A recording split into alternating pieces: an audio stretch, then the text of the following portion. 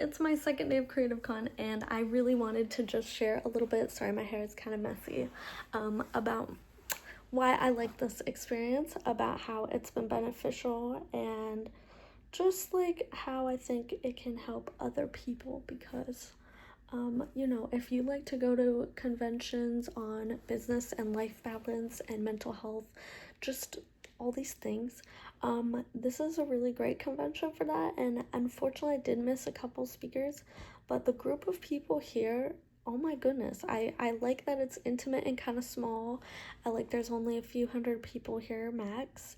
I like that you get to meet with all the speakers and that they genuinely care about your success, and they all are very welcoming and warm, and that they all, they want to learn about you. They want to learn about your life. They really want to see how even the smallest bit of advice they have can help you. And I've never ever been to a convention like that. It's so cool because I've been to a decent amount of different ones, at least 5 I can compare to you.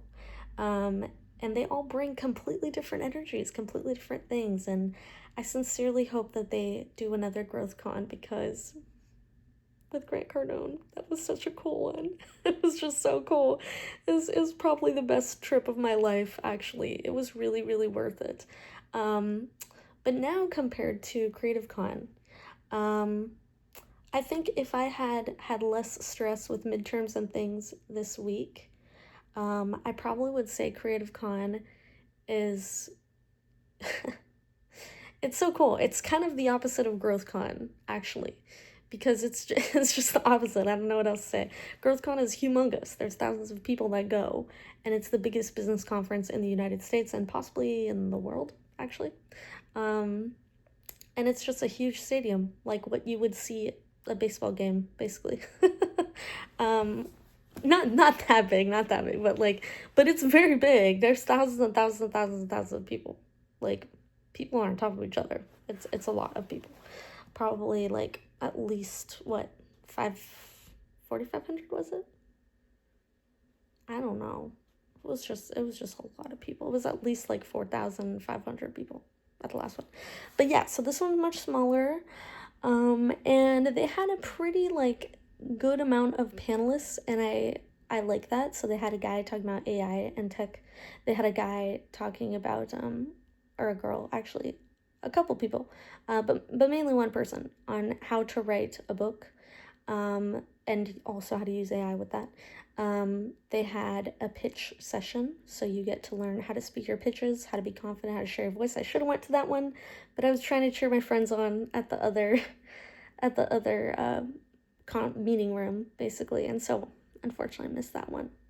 But I did meet the lady who led that out, and she was incredible. She helps people write biographies on their own lives, and small succinct ones you can give to anybody as a form of ministry.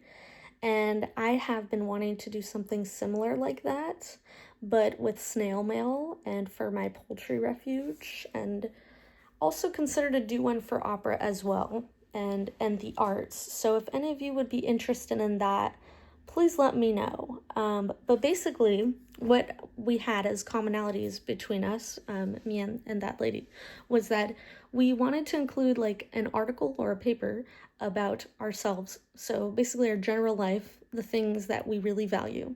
And so for me, it would be music as a form of expression, obviously, getting to work as a co-director in the next year for an opera production, and just learning about what makes a great opera from my favorite composers and my favorite directors of all time, and studying act by act or scene by scene with my professor for one of my favorite operas, which is La Boheme. And looking at my favorite performances of all time. And that's comparing 10, 20 different high-level performers. And it's so funny because my professor has an opposite opinion on me. And honestly, kind of a different approach to teaching and appreciating opera. And so I've learned a lot from him in different ways. And I think it's definitely been harder to become a singer for his caliber.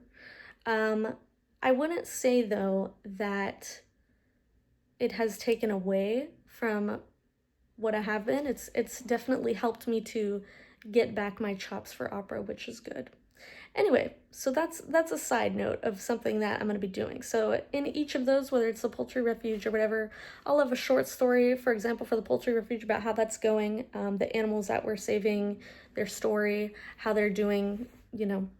And you'll see, so for a $10 subscription, you will see the exact bird that you are supporting, and you'll get to see their improvement. You'll get to see how beautiful their feathers look. I'll send you a photo in the mail. And I'm just very excited because I really, really care about protecting and preserving wildlife. And I love hearing them sing, man. These birds, they love music so much, and they respond to it so well. And they're so funny. They all have their own personalities. They love certain foods and they don't really like other ones, and and they're just wonderful. It's so interesting to me that they have such different personalities, even though a lot of people think that birds, especially one general, is it a phenome? I'm gonna be starting to take a bio class on poultry in the next few years. I gotta see if they offer this poultry class next semester at my school. I don't know. But yeah, so even with chickens, there's different species of chickens basically. And even if you have a ton that are kind of the same species, they still have really different personalities. Which is cool and kind of crazy because I guess their environment and how they're brought up really affects them, like a lot. So like I'll have like really calm birds and then I have really like intense birds. And even their breeding patterns are interesting. So yeah, I'm excited to talk about this. You'll hear about this more in depth in my letters and stuff. So if you would support it, you know, you can send me a DM on Instagram. I'm Vienna Bella Sings. And my Instagram is actually Old Town Happy Hens. And yeah, you'll get to see just a bunch of great photography with me and the birds, hopefully some videos coming up soon with some of the volunteers and some of the members of the organization. So that's going to be very cool. Very, very cool. And what else do I have going on? Oh yeah, I want to send you guys info. So on the opera newsletter and on the poultry one. So for the opera one, I want to send you like an opera of the week or an opera of the, an opera of the week that you guys can check out. And I'll have, again, some beautiful photography in there, and you guys can kind of see opera through time in that way. And I want to just go progressively through time. So you'll get to learn a lot about, for example, the Romantic period and more of the golden age of opera is where I want to start. And I'll probably also have some scan codes so that you can see how these scenes are played out. So if you enjoy commentary and things like that, and just enjoy seeing other people shine too, and getting to compare and uplift other opera singers and young singers, I'm going to give an opportunity to do that. And you can participate in others' success. And I think that that's really special, and that's a really great way to give back. And, you know, I want to donate a portion of whatever I get from this, at least 15 to 20%, or 10 to 20%. It probably depends on how well I do and how much money I actually make from this. Because I have to have enough to mail people these letters, dude. You have to think about that. Anyway, to be able to send some of that money to different performers that I feature on there. Which some of them will already be like established singers, so they won't need it. But for the younger singers, you know, I want to give back because it's so hard to be successful as a musician already. And they're treated worse than like anybody else in society. And I know because I've tried to sing and I tried to talk and connect with so many people in the music world, and it's just unbelievably crazy how hard it is for people to just follow up with you and book you. And you even give them dates. You give them dates, you give them referrals, you give them everything, and nothing. just crickets. So like, I mean, I don't know. I could be lighthearted about it, but why am I going to do that? I've seen the tears from so many people. I'm not encouraging this for anybody. And then you have to compete with bigger companies, so that's also really hard. Anyway, what were we even talking about? Oh, we were talking about Creative Con in this video. My bad. So, okay. Let me wrap this thought up real quick, okay? Let me just wrap it up. I'm sorry it took forever. So yeah, I think that being able to just share my story and think about how am I going to share my stories with other people? And, you know, like how can I do that? Because like I can share my story on YouTube here. I don't get that many views. Like chances are I will get I get 10,000 views on stuff from other people, but on my own stuff, I don't get any views.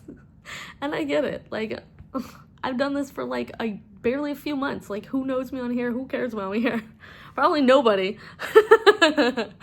and so like it's gonna be an uphill battle. I know that it will take a while to probably get a lot of traction.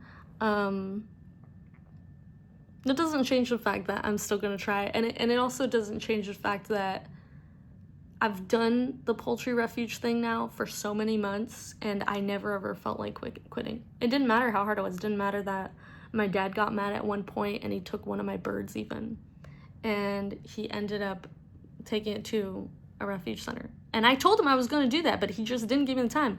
And at that time, last semester, I was doing midterms, and I had literally done homework for like almost 20 hours, like to study and to turn in things before it was the final deadline. 20 hours, okay? Like I was like recovering for days after that. And so of course, that's when he decides to pull a fast one on me, which was so mean. Cause like, who does this? My birds were my babies, dude. These were my babies. Like, I woke up every day so happy to see them like Snow White, okay? I was singing to them. I gave them the best food. Like, you don't understand. These birds literally got like bread with garlic and olive oil and little pieces and arugula and like frozen yogurt to help their digestive system. Like, you know what I'm saying? All of these things to fight off whatever could hurt them. And so like every morning, dude, almost every morning, I had stuff ready to go for them every day. Okay.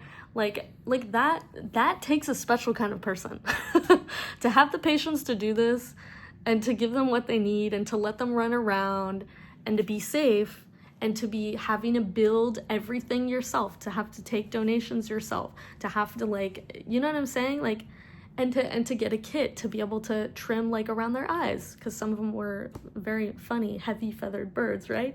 And so their eyes would get covered and they would look so goofy. They were so cute, but they would look goofy and I felt bad for them. I was like, oh my God, we gotta help them.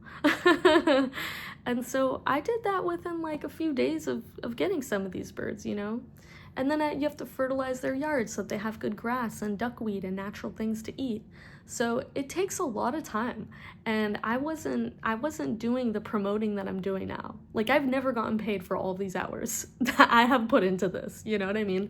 I've just been grateful simply for the people that have been so kind in my neighborhood to actually like talk to me and to be curious about my birds and to help feed them and like offer like their gardens in their yards just to take them to have a good place to run around while I was building things out.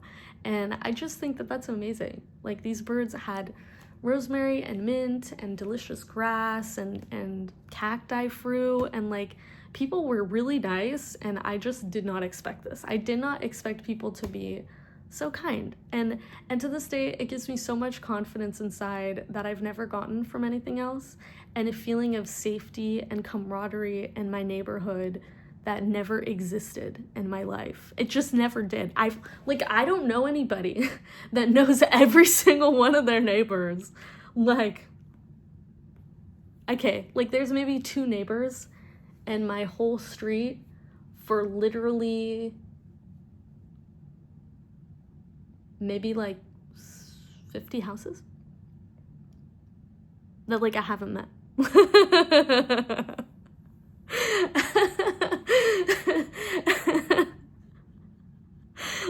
like that's incredible. Okay, I'm a millennial. I'm old, but I'm also kind of young. Cuz like I have younger brothers and sisters, so I've been through a lot of things with them and I understand what they've been through. So yeah. I've seen a lot of things. I've seen a lot of things. I never thought I'd see that in my life. I really didn't think so. And yeah, it's just, I don't know. It's helped me to like being outside and to encourage other people to be outside, which that's another random thing I never really thought about. But the fact that other people in my neighborhood would come out and want to just come and be there when I'm out there and they just want to be there for me and for my chickens. Because they just love my little chickens and they want to help them. Like, that's so nice. Like, I mean, I even had people, there was one lady one time who was like, oh my gosh, I didn't know that you loved walking by our yard and that, you know, you like to read the books sometimes that we had in our bookshelf. And after that, she started putting really cool books out on animals. I'm gonna cry, guys. I'm literally gonna cry. Like, it just meant so much to me. I was like, wait, there's all kinds of cool books in here. And so yeah, and so I would let him run around in like the common neighborhood area, backyard areas. And yeah, I would just read about wildlife and about diversity of biology and stuff, and like how animals behave and what has happened to the animals that have once existed in California and how people are trying to bring them back. And I just thought that was really, really cool. And yeah, I haven't been able to shut up about it since.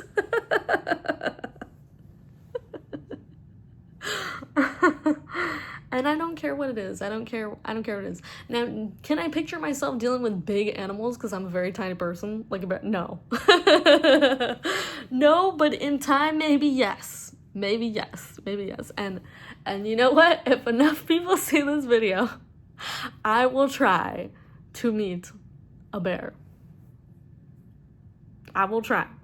Even if it's a little bear, I will do my best. And I will do my best. And if somebody tags me on here from the zoo or something and they want me to meet a bear or to meet some sort of larger animal species, but hopefully we start the baby first, then I will consider this.